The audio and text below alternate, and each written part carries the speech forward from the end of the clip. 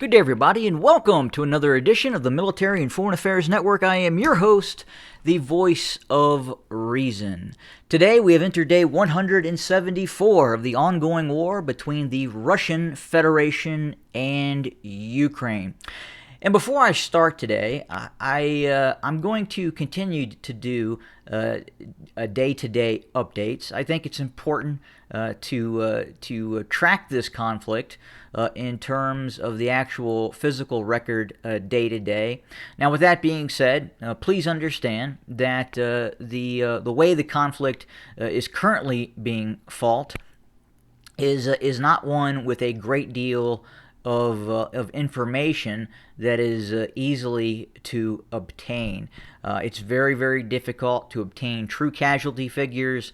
It is very difficult to try and figure out what is actually happening on the ground as well, outside of some of these anecdotal reports we continue to receive. But again, I think it's very important to track what the media is saying and talk about that and have discussions about that while we continue to track the conflict as again, this conflict could be the precipice for a global conflict to come. Again, world wars do not often start suddenly.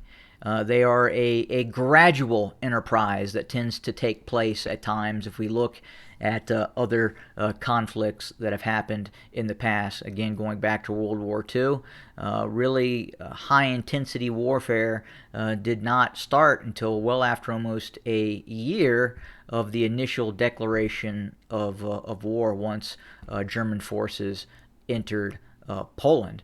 And remember, it was the Allied forces, the United Kingdom, France, that declared war on Germany. So again, we'll continue to watch this because obviously it's very, very important in regards to what we do here at the channel. Now, kind of jumping in and looking at some of these media headlines that are coming out. Reuters: Moscow blames saboteurs for explosions that rock ammo dump in Russian-annexed Crimea. So again, we're seeing further attacks take place in the Crimea, going after Russian supply depots and what have you. Now, if Ukrainian saboteurs have the ability to strike at sensitive Russian arms depots at leisure, that is not good for the Russians. That's probably worse than if these sites were being attacked by precision-guided missile systems, which I believe is probably what we're saying here. It's very hard to get your head around that there are groups in the Crimea that have the ability to successfully launch sabotage attacks against well-defended Russian supply and arms depots inside of the Crimea. It just doesn't make a lot of sense. But if that's what they're saying, that is what they're going with for right now. Let's see here. Putin accuses U.S. of trying to drag out war in Ukraine. I would say that's probably correct. If I was in Putin's position, watching what is happening and seeing what is happening and experiencing what is happening in regards to, number one, the supplying of real-time intelligence information to Ukrainian forces, the training of thousands and thousands of Ukrainian forces in safe zones in the United Kingdom and Poland and elsewhere, and then obviously the deployment of weapon systems to Ukraine, and then quite possibly I'm just going to assume and affirm that Central Intelligence Agency Special Activities Division operating with contract personnel former U.S. military personnel are operating in abundance inside of Ukraine against Russian forces, and that could be operating actual equipment to participating in actual kinetic operations against Russian forces. Got a feeling a few of them have already been killed or captured in action, but obviously those so-called gray men that the CIA uses, they would never acknowledge that they are CIA operatives. They would just be left out to dry for all intents and purposes, and that's kind of what we're seeing. So let's see here. We continue on down. Explosions rock military depot in Russian annexed Crimea. I already went over that, but that's being reported. Here we go. Russian-backed court charged 3 men as mercenaries who will face death penalty. Let's see here. Russian blunder allows Ukraine to destroy base for Wagner mercenaries. So that allegedly, again, occurred. Well, not allegedly. It did happen. It was a precision strike by Ukrainian precision-guided weapons, HIMARS, long-range rocket systems were used in Popasna against units of Wagner. Now, look, we tend to identify Wagner as this outside organization that is separate from the Russian state, when in reality it is a component of the Russian SVR, basically. And it has been used throughout the world. A lot of individuals identify it as more or less as a mercenary unit, as just like with the American CIA hiring former U.S. military personnel and actually international military personnel as well as contractors. The same can be said for the SVR as well. It's the Foreign Intelligence Office of the Russian Federation, and we believe Wagner is a component of that organization.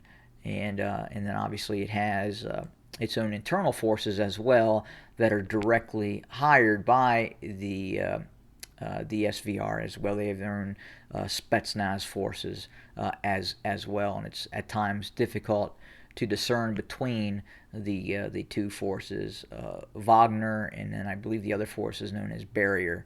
I could be wrong on that though, but I'm sure some individual who has a great deal of information regarding Russian military and SVR know-how will correct us on that. So please do. Let's see here. We'll continue on down.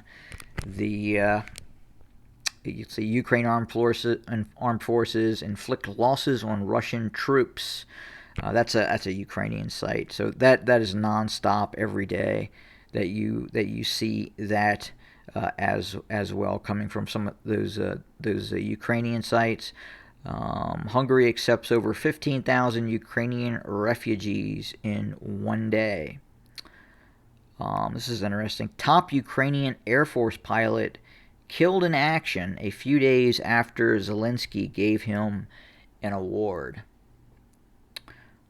And Latvia sends 6 more M109 howitzers to Ukraine, already producing results on the battlefield. That's actually from a Ukrainian site as well.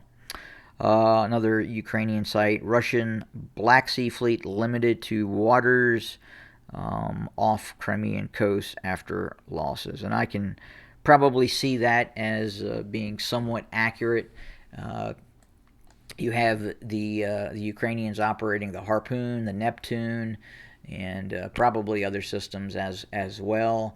And with the sinking of the flagship of the Black Sea Fleet, one of the chief air defense components of the Black Sea Fleet was eliminated from operation. So probably very, very difficult for the Russian forces to operate in the near waters off the coast of Ukraine, and that would mean anywhere from 100 miles outside of the Ukrainian shoreline, those Russian vessels are probably at risk of some sort of a kinetic military strike, and that's probably why we've seen them relocate. But in reality, the Russians only need to get 500 or so, 600, 700, 800 kilometers from the Ukrainian shoreline to utilize what the Black Sea Fleet is being used for, and that is cruise missile